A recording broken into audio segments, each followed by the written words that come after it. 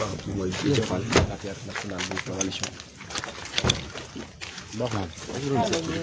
waaw waaw kii di Déthié Fall moom laa ñëw war a wax ak ki nga xamante ne mooy ci mandataire national bu coalition. ah seere nañ foofu de. non fii kañ seere nañ. waaw Déthié Fall. gisoo ma nii benn moo nga xamante ne moo di. baax na. daa dugal la.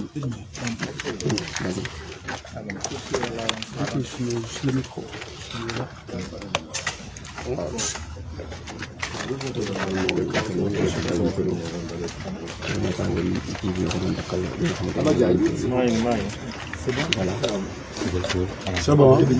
Voilà, monsieur Déthié Fall, est-ce que vous pouvez nous faire un peu l'économie des décisions qui ont été rendues cette nuit par le Conseil constitutionnel?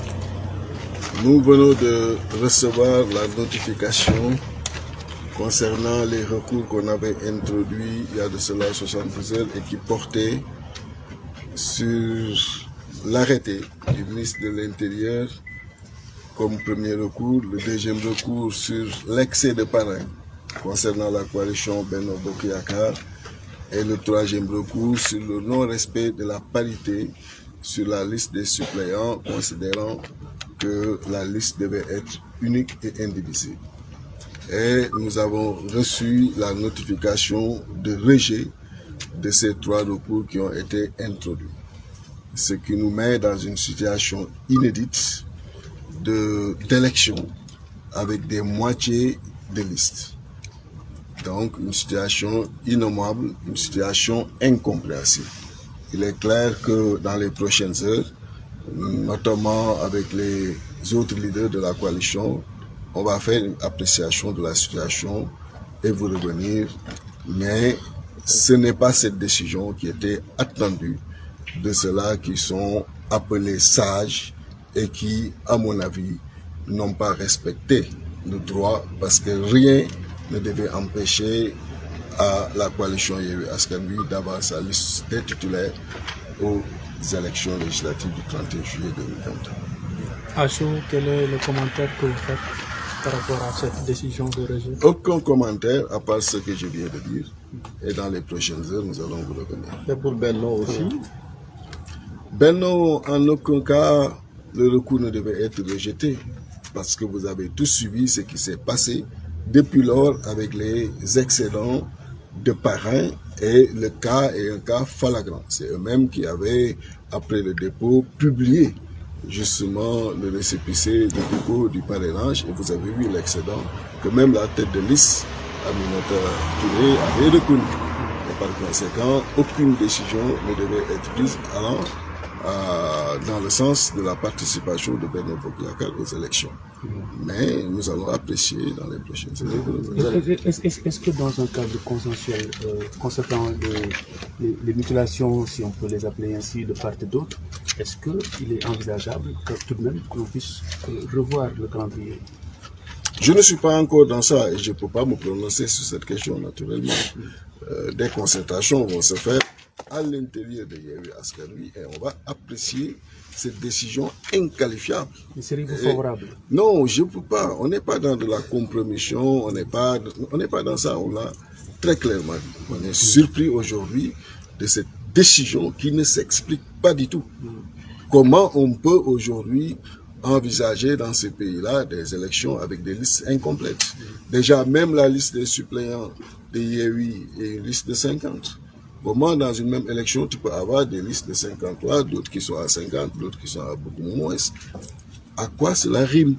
Mais comme les irrégularités sont constatées je préfère m'en arrêter là. Très bien. Alors, en wolof du coup, lan lañ mën a jàpp ci li jógee ci. Jot nañu léegi ndogal yi jóge ci conseil constitutionnel ci recours yi nga xam ni moom la ñu dugaloon amoon ñett.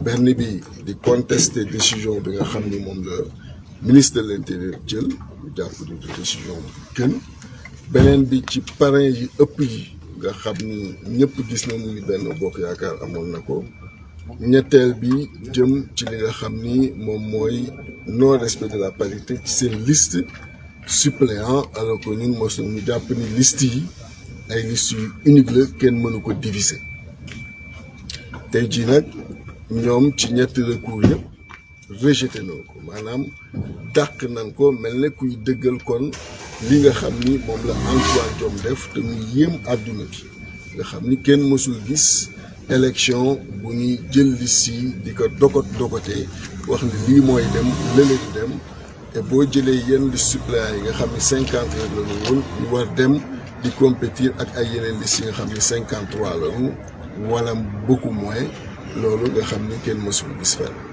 donc di wane rek ni li nga xam ni moo génn du li nga xam ni benn sénégalais mi ngi ko doon xaar ndaxte jàppoon na ni bu ñu yegsee ci sage ñu tuddee leen ay sage daanu jël wax li droit wax li nga xam ni moo yanu maanaam moom la xel mën a dab moom la xel mën a jàpp mais tey jii nii génne nañu leneen bien sûr ci waxtu yu ñu jëm ci biir coalition bi daan ko apprécier waxtaanee ko et puis luñ ciy jël comme dogal daal leen woo. mais ñàkk matale gi si côté yëpp la est-ce que du coup est-ce que yéen dina kii si yéen dina baax si yéen wala si ñeneen ñi wala si Sénégal tout court ñu dàq lépp ba ku nekk defaraat toogaayam. yooyu mënuñ ci dugg parce que ñun li ñu mas a wax te mu wér mooy nañu appliquer loi bi droit ñu wax ko te lu ñu wax te dëgg rek tax la jox xam nga ni lii ñu wax moom di droit parce que mënoo ñëw ci élection déjà boo jëlee rek li nga xam ni moo xew ci liste nationale Benno Bokk Yaakaar nga méngale ko ak li nga xamoon ni moo xewoon ci liste départementale bu Yewwi Askan Wi bu Dakar nga xam ni bii dañ ni parité amu ci suppléants yi bële ñu waxoon ni parité amu ci titulaire yi bi ñuy dàq liste Dakar kenn dàqul genn wàll gi bàyyi genn wàll gi dañu dàqandoo woon liste Dakar bi te ñëw ci Benno Bokk Yaakaar ñu am problème ci suppléants yi ñu tagg ñu suppléants yi rek nañu dàq na titulaire yi des te lii ñuy wax ñaari décision yi li dox seen diggante matagul fukki fan ak juróom ci même administration bi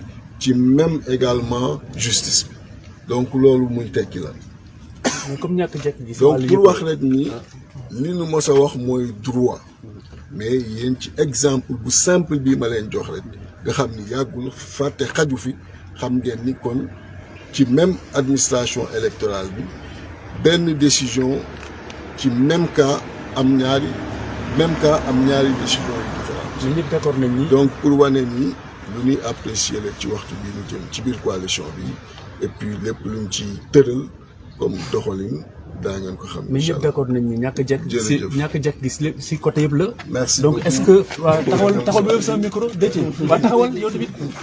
Déthié benn laaj ñu doon wax ñàkk jekk gi je sais que ay nga trop mais mais manifestation bi ngeen dëgmal pour le 8 juin ndax dañuy jàpp ne dañ koy confirmer après que décision de rejet bi génn wala manifestation bi lu dul am la. manifestation bi lu am na adduna bi daan ñu dégg. en français. merci beaucoup jërëjëf.